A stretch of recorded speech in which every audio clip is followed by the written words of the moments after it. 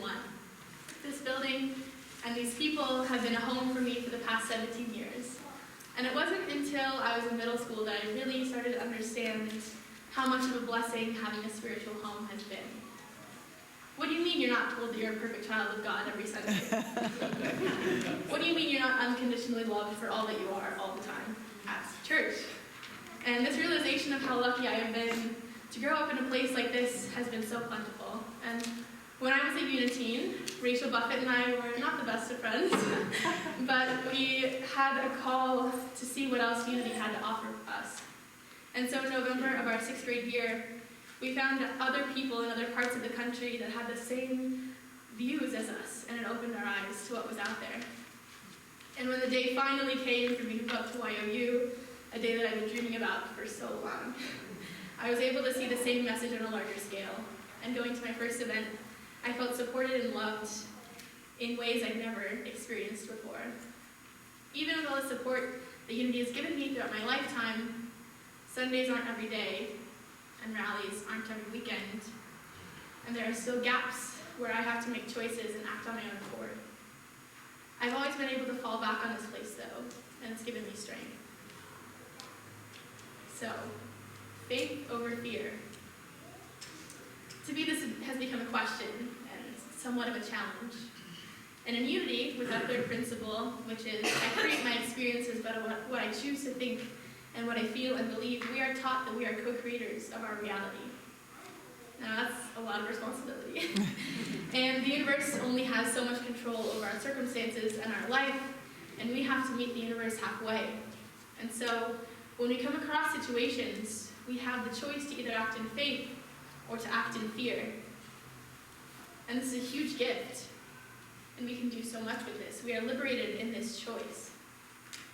Our choices create our reality, and having that control allows us power over any circumstances.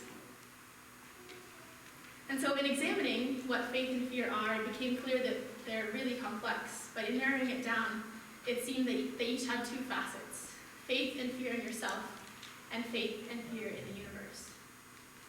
Fear of yourself and fear in yourself can look a lot of different ways. It can be seen as self-doubt, seeing that you're unworthy or not enough, the illusion that you are boastful if you live your full potential. Fear of this potential and fear of all that we can do.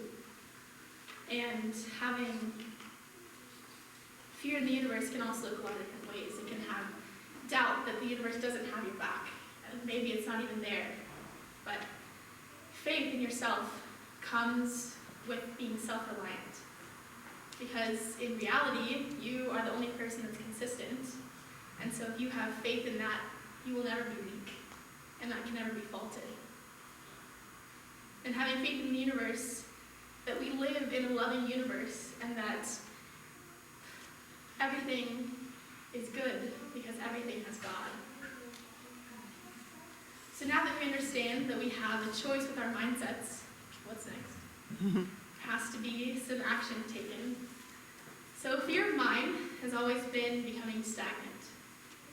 And staying in one place and being tied down are things that have never been appealing to me.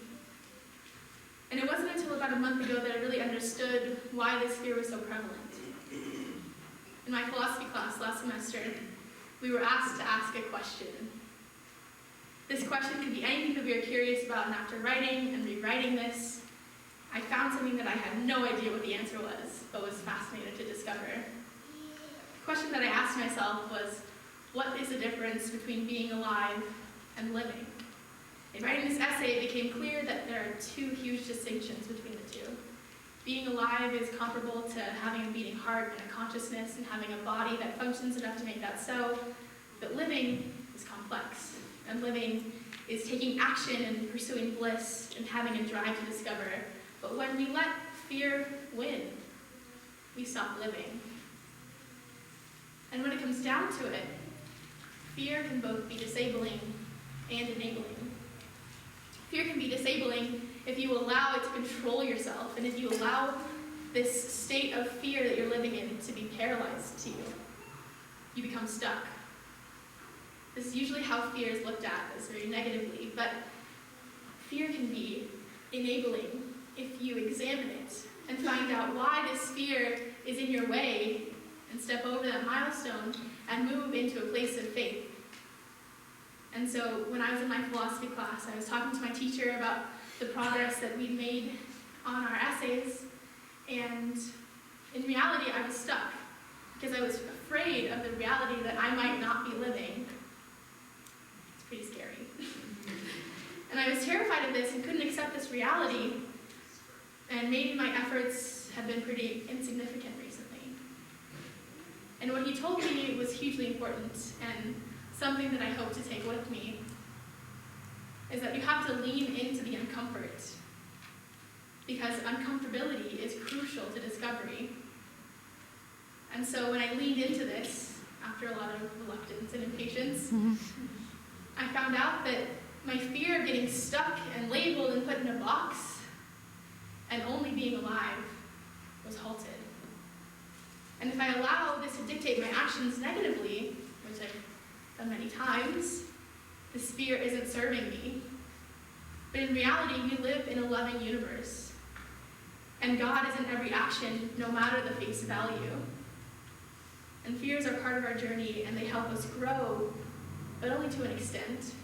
And a fear only serves us to teach us a lesson, and then we have to move on and use what we learned in discovering that fear to move into a place of faith. And so I found in diving headfirst into this fear of mine that because of my fear of becoming stagnant, I was driven to discover what it means to live. And fear, when not overpowering my life, can lead me to faith.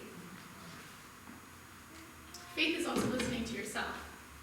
And everyone has innate faith, but sometimes it's really hard to hear.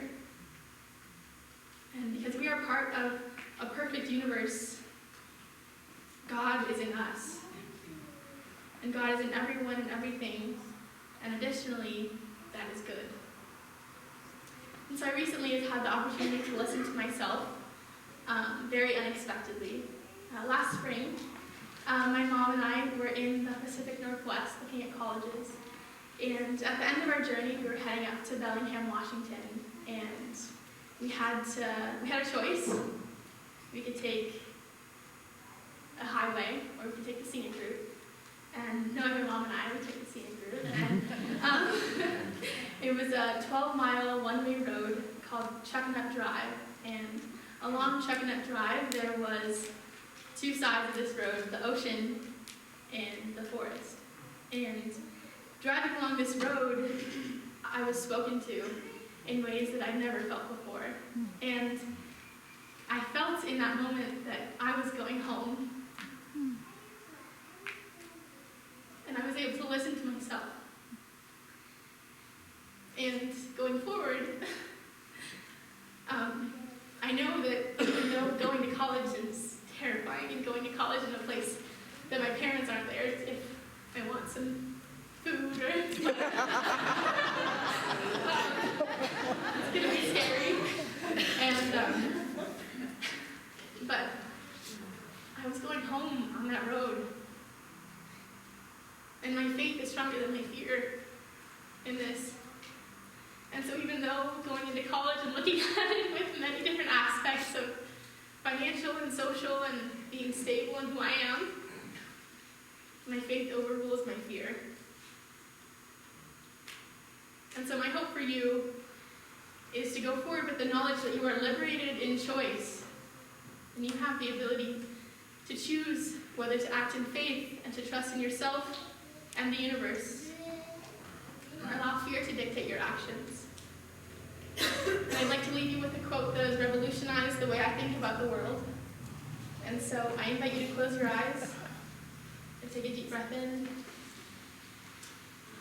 and allow my words to become your own.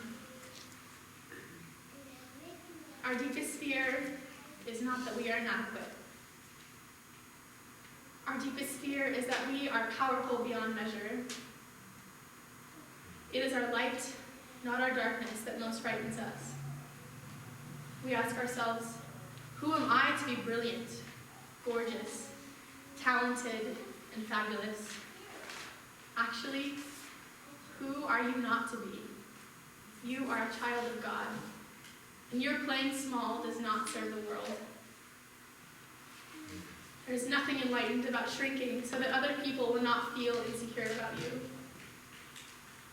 We are all meant to shine as children do. We were born to make manifest the glory of God that is within us. It is not just in some of us. It is in everyone. And as we let our own light shine, we unconsciously give others permission to do the same. As we are liberated from our own fear, our presence automatically liberates others. As we are liberated from our own fear, our presence automatically liberates others. And you can be a light, and you can help people overcome their fears and do that for yourself. Additionally, I'd like to thank this church for being a place that I can call home and I can show up authentically, and I have for 17 years and be loved for it. I'd like to thank Mark and Aisha for being with me on every step of the way. And why are you? You've given me a home here and helps me grow so much. Thank you.